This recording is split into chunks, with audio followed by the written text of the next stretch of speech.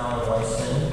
I am a 25-year-old independent voter from Brooklyn, and I'm here to urge the Federal Revision Commission to put nonpartisan elections on the ballot this fall.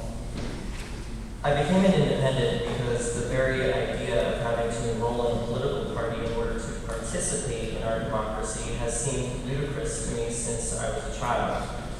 Therefore, it is no surprise to me that the number of voters who identify themselves as independents is growing at an increasing rate.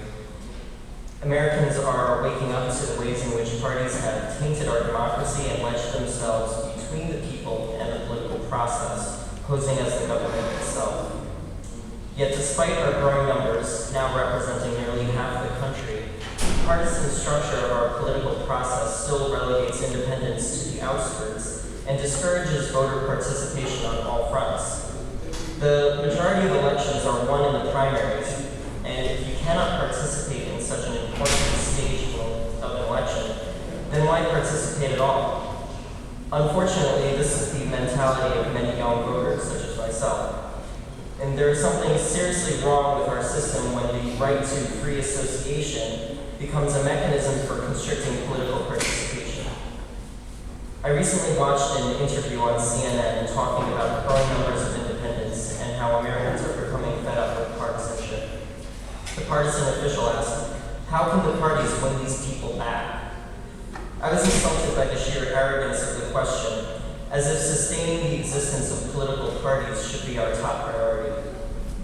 The real question should have been, how can we ensure that these people's voices are heard? That should be the motivating force of our democracy, not how to make getting elected easier for politicians. Does demanding more direct access to the political process make me an idealist?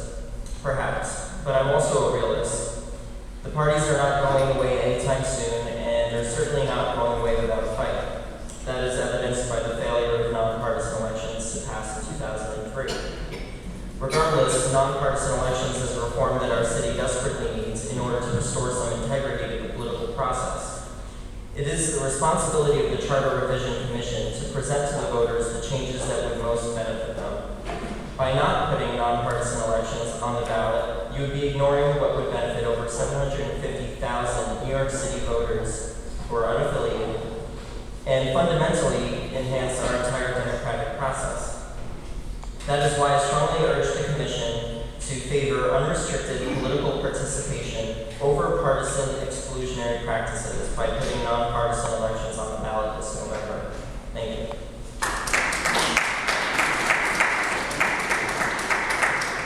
David